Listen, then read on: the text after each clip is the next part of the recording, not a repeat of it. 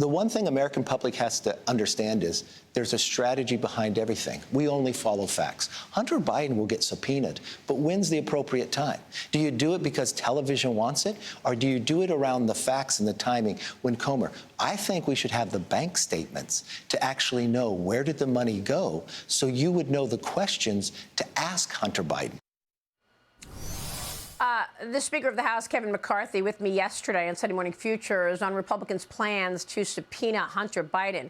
If they don't know the question to ask at this point, after all the evidence that's out, I don't know what to say. A Fox News poll finds that Americans are split on the Biden impeachment inquiry. 47% say that the investigation is legitimate. 48% say it's bogus. Some Republicans are opposing the impeachment effort.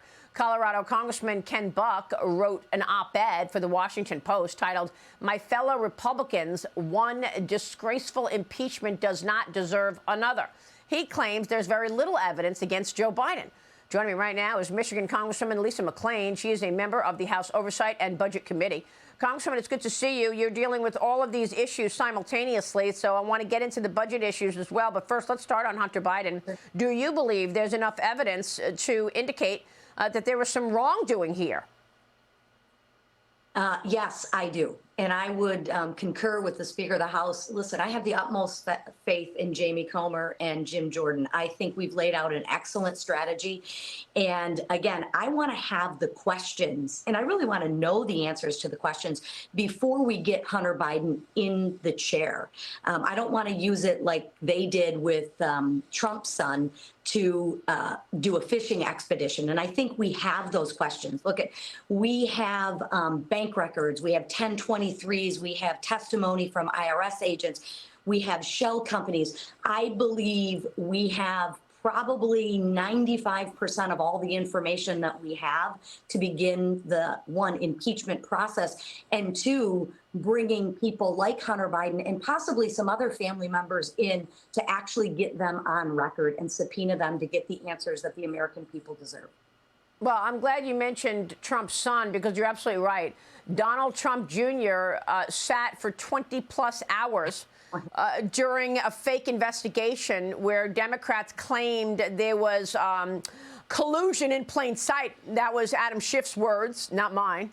And there was no collusion in plain sight whatsoever. So they brought Donald Jr. in and they questioned him for 20 hours. But the Republicans don't want to bring Hunter Biden in right now, even though you have 176 suspicious activity reports, witness testimony saying that the Burisma executive said $5 million to one Biden, $5 million to another Biden, and other quote unquote evidence. You're not ready yet.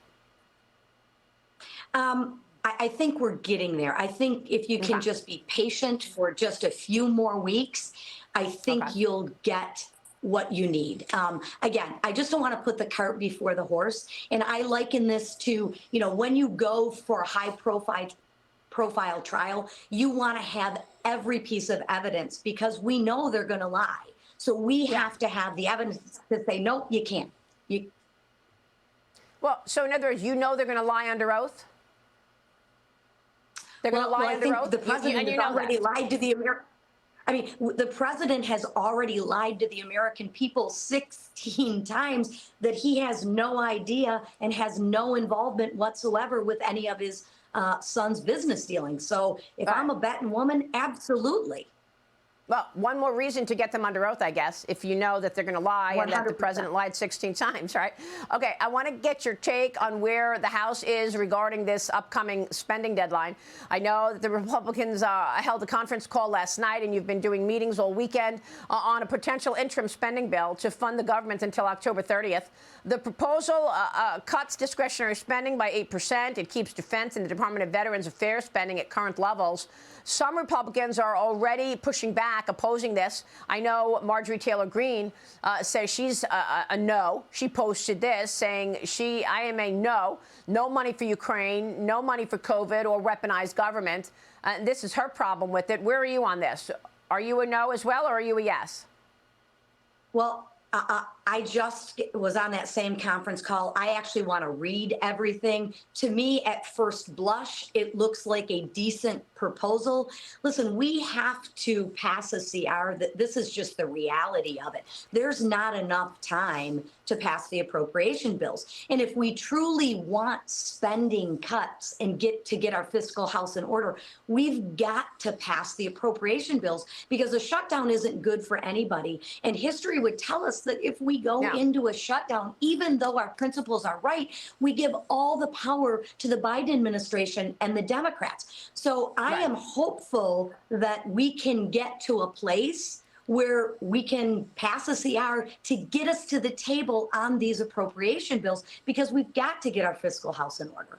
Yeah, and that's the pushback from some of your colleagues. They say all of the policies from last year's Democrat appropriations with an 8% cut is Nancy Pelosi's policy. They're pointing out that the border bill does not include verify, Congresswoman. That's another issue. But a minute ago, you said there's not enough time. I'm just curious about this, because we all watched as Kevin McCarthy had to go through 15 rounds just to become Speaker. We all watched as many of your colleagues in the House, the conservative group in the House, said, we will not accept any more reckless spending.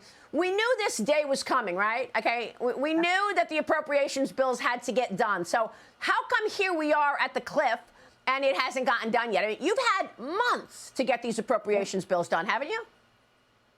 Yeah, we've known this was coming since January, right?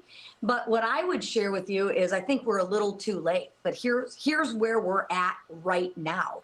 And I think with the open rule process, which I agree with, right? I know on the defense bill that we're trying to get out of the House this week, there's 180 amendments to those. And you put the 3-day rule review in it, right? So that we have 3 days to actually read the bill and know what we're voting on, which I actually think is a good idea.